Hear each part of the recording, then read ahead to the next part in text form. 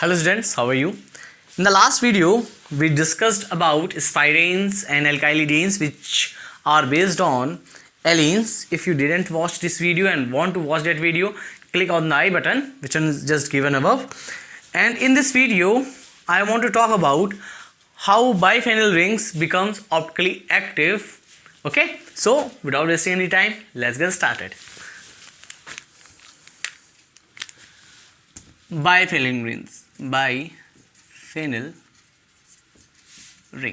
Okay, how this becomes optically active.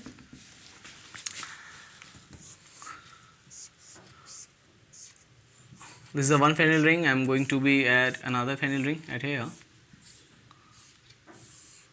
If these rings are planar, there is a hydrogen, and hydrogen atom is very small. It means that it's not gonna to create an steric hindrance at here. It means that both rings are in the same plane. Then we can cut this molecule by passing POS. So if we think that this is the x-axis, this is the y-axis, and this is z-axis, it means that if we are going to pass a plane which is in a plane of xy plane, we are going to pass a plane of xy plane, it will become optically active if both rings are in same plane. What will happen if we substituted ortho hydrogens by bulky groups like carboxylic or NO2 group? If I am going to substitute that one, what will happen? COOH at here in both rings. Okay, you can do I also at here, iodine.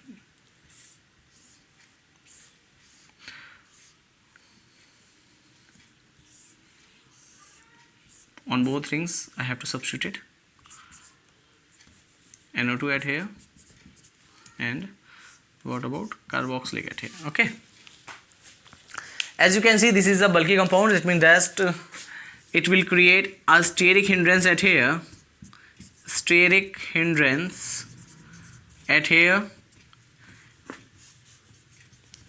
and at here also. It means that now the both rings are not in the same plane. One must have to come perpendicular to another one to lower the steric strain. It means that if I am going to draw this one, the real structure of this one, because this is not going to give you in the when it is going to ask in the form of the question in any competition examination, because they want to know that do you know about it or not. If you don't, then you definitely say that there is a POS will exist in this compound and there is a planar symmetry, it become achiral. But this will not happen if there is a compound or atoms or molecules present at the ortho position are big enough to create the steric hindrance. So I am just taking this ring in a plane and another one perpendicular to it. Okay, so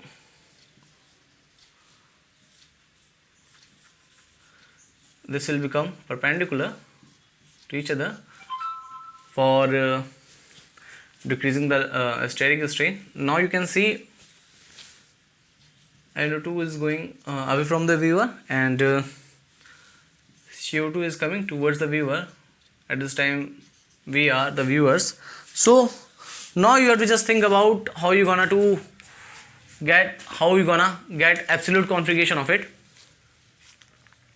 Okay, so basically we have to just look in that manner we already saw in the allenes. So as we can see, these rings, sigma bonds or groups coming towards us. So first of all we have to just look that one. So as I can see, carboxylic coming in right hand side of me and NO2 is coming left hand side. So first of all we have to just draw a horizontal line. CN, it means that priority goes to nitrogen and carboxylic is second, because the directly attached atom is carbon and directly attached atom is nitrogen, and nitrogen has the highest atomic number than carbon. It means that 1 and 2. What's about this? There is a C upside and downside. It means that 1, 2, 3. This is R. This is R from this side.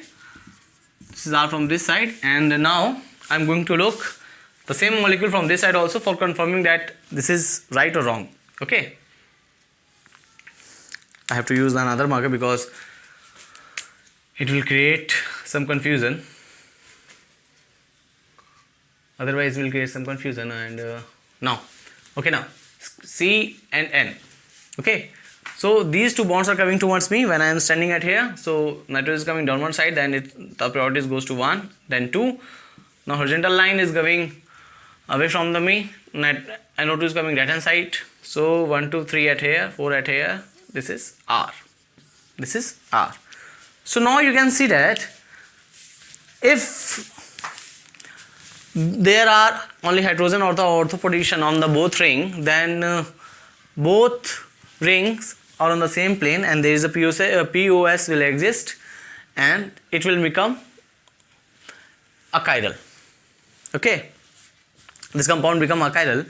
But what happen if we subtract these 4 hydrogen from the bulky groups or bulky atoms? So one ring become perpendicular to each other.